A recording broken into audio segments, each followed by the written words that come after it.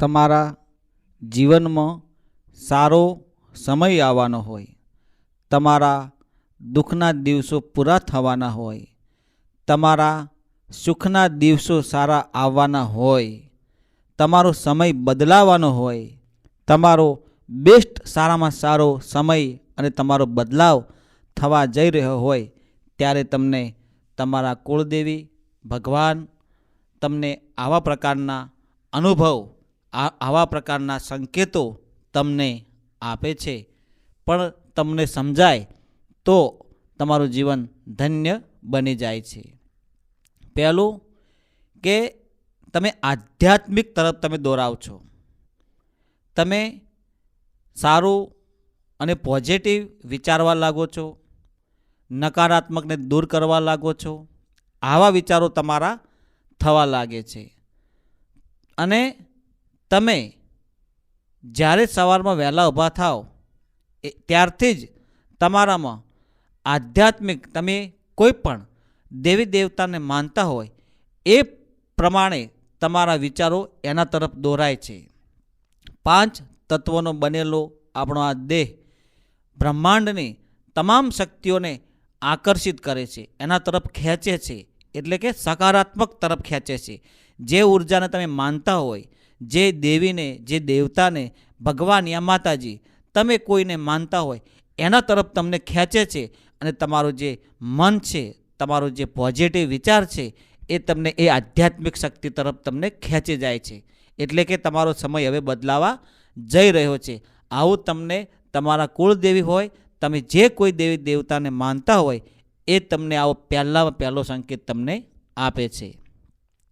બીજું કે તમે સારી સંગત કરવા લાગો, સારા માણસો જોડે ઉઠક બેઠક કરવા લાગો. કોઈનું તમે સાંભળો છો ખરા, પણ તમે સારા વિચારો દાખલ કરો અને ખરાબ તમે જે સાંભળ્યું અને તમે નેગેટિવ એટલે કે બહાર ફેંકી દો છો. આવું તમને થવા લાગે, તમે પોઝિટિવ કાર્ય કરવા લાગો અને તમને ધીમે ધીમે સફળ થવા લાગો, તો આ એક બીજો સંકેત છે. દુનિયામાં ઘણું બધું ચાલતું હોય છે. તમે સમાચાર વાંચતા હશો, ન્યૂઝપેપર વાંચતા હશો, કે તમે કોઈ ભાષણો, કોઈ સત્સંગ, કોઈ વાણી, સારી એવી સંત વાણી સાંભળતા હોય, કોઈ ભજનો, ગરબા, સારું એટલે કે પ્રવચન સારું સાંભળતા હોય અને એના તરફ તમારું મન ખેંચાય, તે સારું સાંભળવાનું, રામ ભજન, રામધૂન, તમને સંતવાણી સાંભળવાનું અને કોઈ સારા સદગુરુની સેવા કરવાનું, કોઈ ધાર્મિક કાર્ય કરવાનું તમને મન થાય અને થોડોક પણ પોઝિટિવ વિચાર આવી જાય કે કોઈનું સારું કરવું છે, તો સમજી લેવાનું આ તમારા જીવનમાં બહુ મોટામાં મોટો બદલાવ થવા જઈ રહ્યો છે.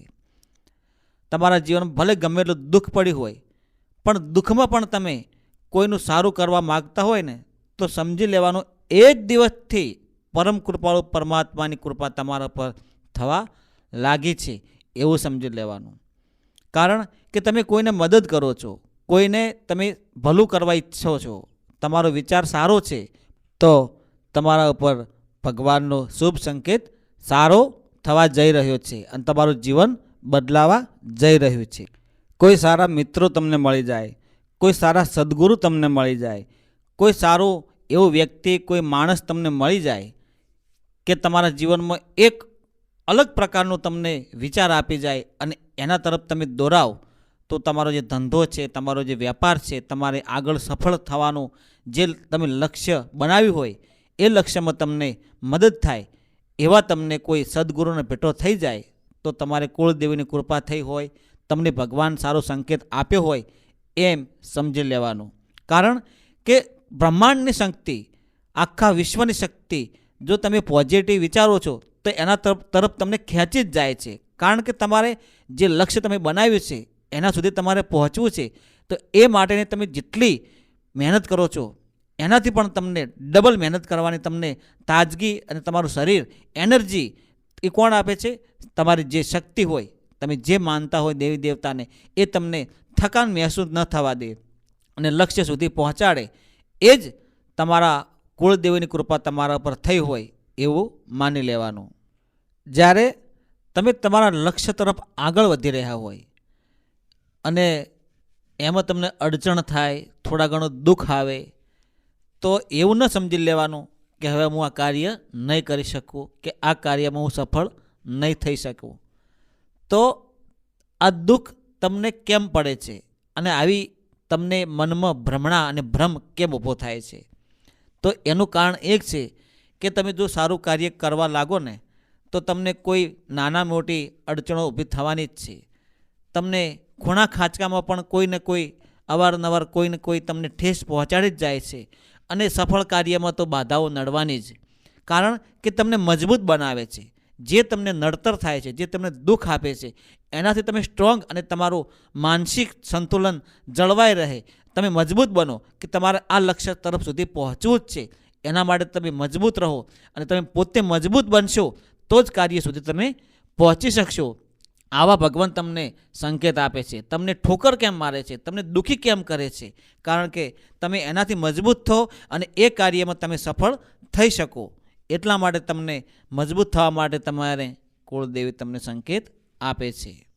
જ્યારે ભગવાન તમારા પર ખુશ છે, તમારા કુળદેવી તમારા પર ખુશ છે, તો તમને એવા લોકોથી દૂર કરી દેશે કે તમે જેને અત્યંત પ્રેમ કરો છો, જે લોકો તમને દુઃખી કરે છે, એ તમારાથી દૂર કરી દેશે.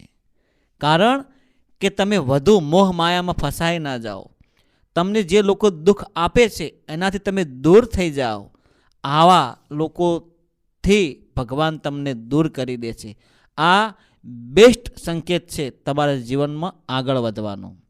તમારો કોઈ ખાસ મિત્ર હોય, તમારી કોઈ એટલે કે જે તમે લાગણીશીલ તમે ભાવના જેના પર તમારે વધારે પડતો પ્રેમ હોય, એવા વ્યક્તિથી તમને ભગવાન દૂર એટલા માટે કરે છે કે જીવનમાં ક્યારે પણ મુશ્કેલી આવી પડે અને એ વખતે તમારે દૂર થવાનું હોય અને ત્યારે તમને જે દુઃખ ન પડે એટલા માટે ધીમે ધીમે એવા લોકોથી ભગવાન તમારી સાથે ન રાખે. એવા લોકોને તમારા જે ખરાબ વિચારતા હોય, તમારું નેગેટિવ વિચારતા હોય, તમારું ભલું ન ઈચ્છતા હોય, ભલે તમારી જોડે રહેતા હોય, સાથે રહેતા હોય, પણ તમને એમ લાગે કે આ મારો છે, પણ હકીકતમાં તમારો હોતો નથી, એ કોઈ બીજાનો હોય છે.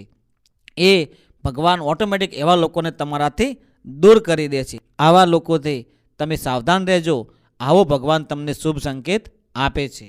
જ્યારે તમે કોઈ ધર્મનું કાર્ય કરી રહ્યા હોય અને તમારા સફળતાના માર્ગે તમે જઈ રહ્યા હોય, તમારો કોઈ ધંધો સારો ચાલતો હોય, તમે કોઈ પણ કાર્ય ક્ષેત્રમાં તમે આગળ પડતા જઈ રહ્યા હોય, એ વખતે તમારી પ્રગતિ જોઈને જે લોકો ઈર્ષા અદેખાય અને તમારા ઉપર મેણા ટેણા બોલે, તો સમજી લેવાનું કે પરમ કૃપાળુ પરમાત્માની કૃપા તમારા ઉપર થઈ ગઈ છે અને તમે 100% નહીં પણ 1000% આભલે અડવાના છો. તમારા નેજા આભલે ફરકવાના છે. તો દુનિયાના બધા લોકોથી સાવધાન રહેજો. તમે સારું કરશો તો કોઈ તમને ખરાબ પણ કહેશે, મેણા ટોણા પણ બોલશે, પણ તમે તમારા કાર્યમાં કાર્ય કરતા જ રહેજો. કોઈનું સાંભળતા નહીં. સાંભળજો પણ કોનું? કે જે તમને પ્રેરણા આપે, તમારા ગુરુ, તમારા વડીલો, તમારા મા બાપ, તમારા કોઈ સારા ભાઈ મિત્ર હોય, પોતાના હોય, પણ એમાંથી પણ તમને કોઈ સારું લાગે એ જ ગ્રહણ કરવાનું. બાકી તમે જે લક્ષ્યમાં આગળ વધતા હોય એમાં આગળ વધો અને ખૂબ પ્રગતિ કરો, એવી હું આશા રાખું છું. જય ગુરુદેવ, જય માતાજી.